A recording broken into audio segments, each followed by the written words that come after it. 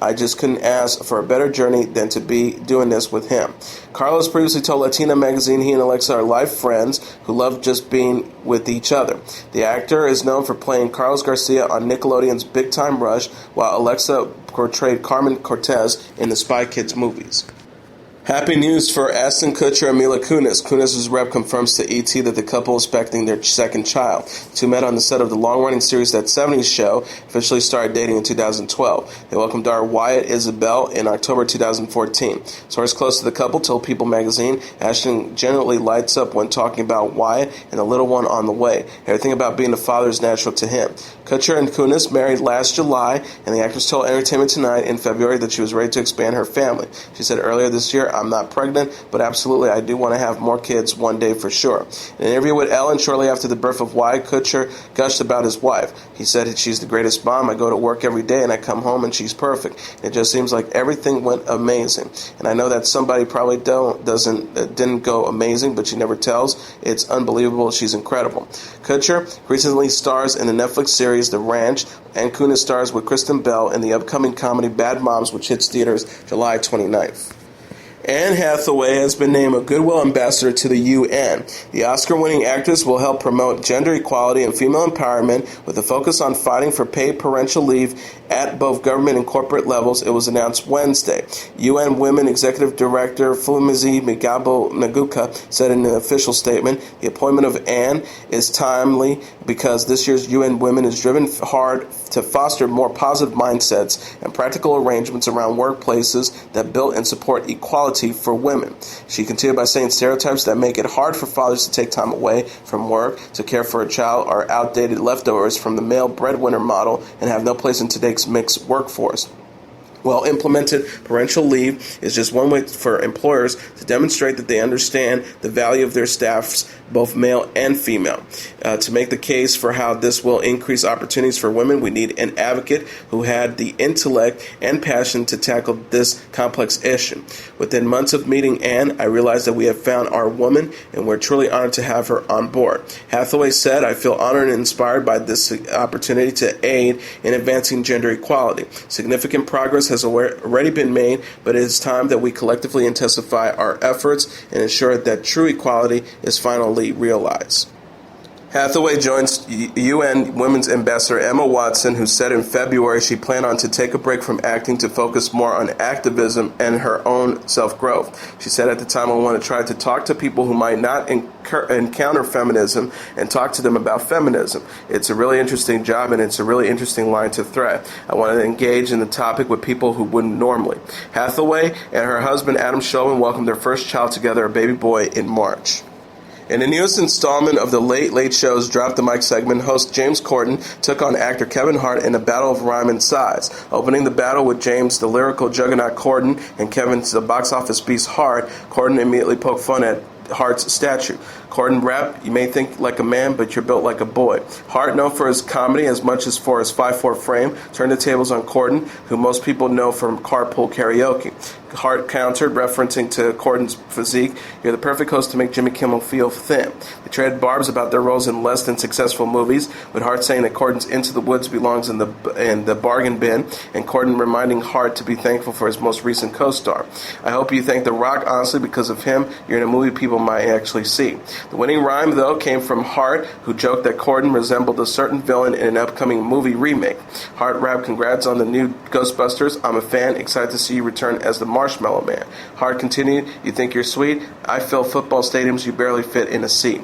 And on that note, the crowd overwhelmingly declared Hart the winner, leaving him to join the ranks of other celebrities like Anne Hathaway, David Schwimmer, and Rebel Wilson, who battled Corden and came out on top. Hart stars in the flick Central Intelligence with Dwayne The Rock Johnson and hits in theaters now.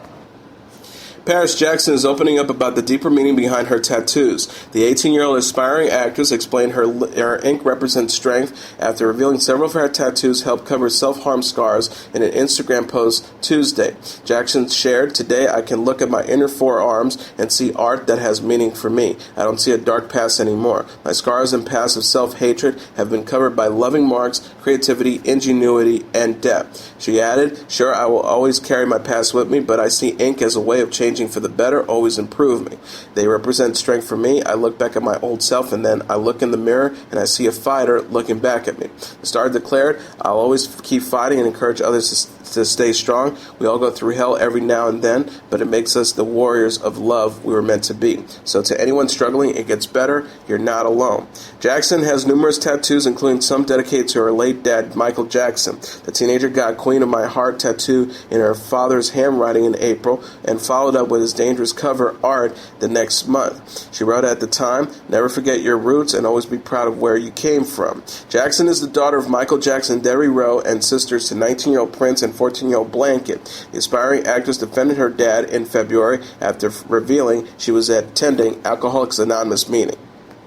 Melissa Etheridge has recorded a new song entitled Pulse to honor the victims of the Orlando shooting.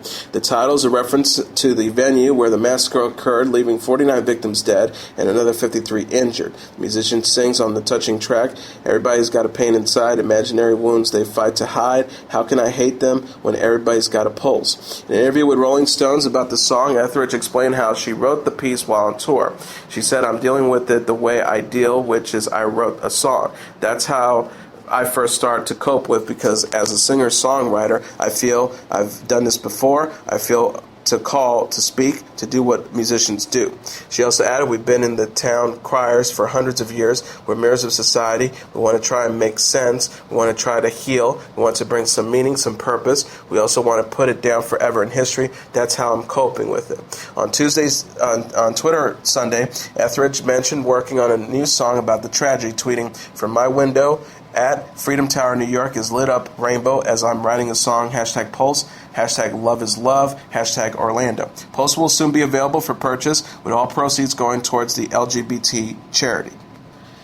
Calvin Harris has unfollowed Taylor Swift on Twitter as photos have appeared showing the singer kissing actor Tom Hiddleston. The photos posted by The Sun Tuesday featured Swift and Hiddleston sharing a romantic evening together on the beach in Rhode Island. The two were spotted holding hands, taking selfies together, and snuggling as the Avengers star wrapped his jacket around Swift. This new romance comes 2 weeks after Swift and Harris called it quits after dating 15 months. According to The Sun, a source claims that Tom has been courting Taylor since they've met. He sends her flowers. She's been won over. The pair reportedly first crossed paths in May during the Met Gala in New York, where they were spotted dancing together into the night. Harris commented on the split from Swift recently in a now deleting tweet stating, the only truth here is that a relationship comes to an end, and what remains is a huge amount of love and respect. Swift has now removed posts featuring the two together from her Instagram account. On Tuesday, in another deleted tweet, Harris wrote out a potential warning tweeting, oh boy, it's about to go down.